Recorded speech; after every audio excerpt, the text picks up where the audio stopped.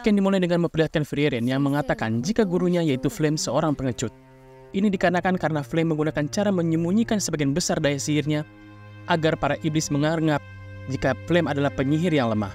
Dengan begitu, para iblis menjadi tidak waspada dan begitu ada kesempatan, Flame menghabisi para iblis. Flame juga tidak keberatan jika harus dipanggil seorang pengecut, jika bisa membasmi para iblis.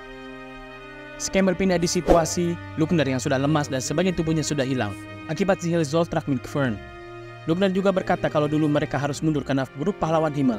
Walau Frieren adalah ancaman bagi kaum iblis, akan tetapi sekarang aura jauh lebih kuat dibandingkan Frieren. Jadi, Frieren pasti kalah jika bertarung langsung dengan aura. Namun Fern menepis semua perkataan Lugner. Fern mengatakan jika begitu, Frieren akan menang, karena Frieren tidak pernah melawan langsung para iblis. Jadi, Frieren bisa mengelabui aura dan mengalahkannya. Lugner yang heran dengan perkataan Fern karena ia tahu Frieren selalu melawan langsung para iblis. Akan tetapi ada perasaan yang janggal pada diri Lugner. Lugner pun melihat daya sihir milik Fern yang lemah. Akan tetapi Fern mampu memojokkan Lugner dengan sihir yang kuat dan cepat.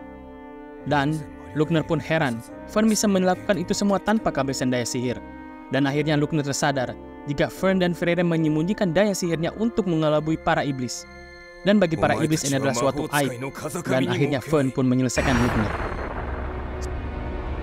Scan berpindah ke beberapa ribu tahun yang lalu, di mana Flame datang ke sebuah pemukiman yang sudah dihanguskan oleh salah satu jenderal Raja Iblis yang bernama Basal si tahta dan pasukannya.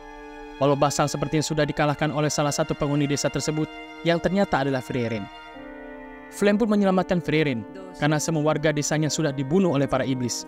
Akan tetapi, di tengah perjalanan, 3 iblis menampakkan diri. Mereka berniat untuk membunuh Frieren yang seorang elf. Dan Raja Iblis memerintahkan mereka bertiga untuk membunuh semua elf. Jika Flame menyerahkan Frieren, maka Flame akan dilepaskan.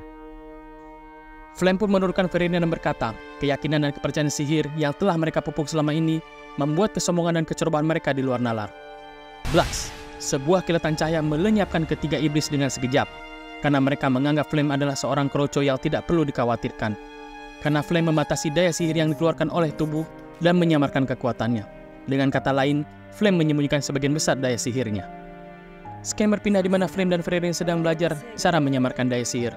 Dan Frieren pun bertanya, sampai kapan ia harus menyamarkan daya sihirnya? Karena ini melelahkan. Dan Flame pun menjawab, seumur hidupmu.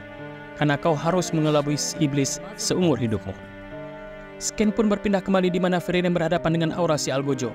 Aura merasa jika Frieren sudah kehabisan daya sihir, karena ia sudah menghabisi semua pasukan pemenggal milik Aura. Aura pun mempersiapkan neraca penunduk, karena ia yakin jika daya sihir miliknya lebih besar ketimbang milik Frieren. Frieren pun melihat jika daya sihir Aura memang sangat besar, karena ia tak terkalahkan dan sudah hidup lebih dari 500 tahun. Terlebih para kaum iblis tidak bisa menutupi daya sihirnya. Jadi, jelas jika Aura merasa daya sihirnya jauh lebih kuat timbang Frieren. Dan Aura pun percaya diri untuk menggunakan neraca penunduk. Scan kembali berpindah di mana Flame dan Frieren yang sedang berada di sebuah kota. Di mana Frieren bertanya, mengapa iblis tidak membatasi daya sihirnya seperti guru? Flame menjawab, jika iblis tidak bisa membatasi daya sihirnya, iblis adalah makhluk yang individual. Akan tetapi, mereka menggunakan hierarki sederhana untuk memerangi manusia. Jika manusia memerlukan tingkat dalam organisasi, contohnya orang yang menggunakan baju yang bagus adalah pejabat, karena kemampuan manusia sulit diukur. Maka dari itu, manusia menggunakan pakaian dan harta untuk memperlihatkan status sosialnya. Sedangkan iblis adalah monster dan lebih mudah dipahami ketimbang manusia. Yang kuatlah yang berkuasa, dan kekuatannya bisa terlihat dari daya sihirnya. Semakin kuat seorang iblis, maka semakin mereka memamerkan kekuatannya. Manusia terikat dengan kekuasaan dan harta, jika iblis dengan daya sihirnya. Sudah 50 tahun berlalu, dan ini bisa terlihat dari kemampuan Frieren menyembunyikan daya sihirnya dan wajah Flame yang sudah menua dan keriput.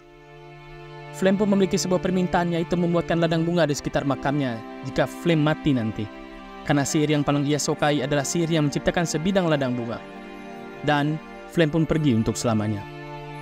Ratusan tahun berlalu di mana Frieren hidup sendiri di sebuah desa yang kini menjadi sebuah kota dan bertemu dengan Himmel, Heather, dan Eisen untuk perjalanan membunuh Raja Iblis.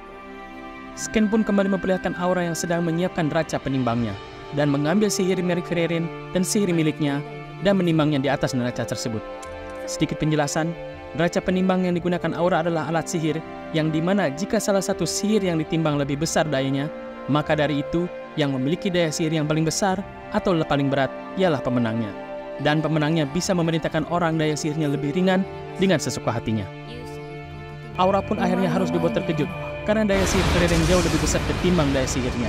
Dan ini terlihat di mana timbangan sihir milik Frieren jauh lebih berat. Dan seketika Frieren menyuruh Aura untuk membunuh dirinya sendiri. Dan Aura pun tak bisa menolak karena sudah dalam pengaruh neraca penimbang. Aura pun mati dan episode 10 pun selesai.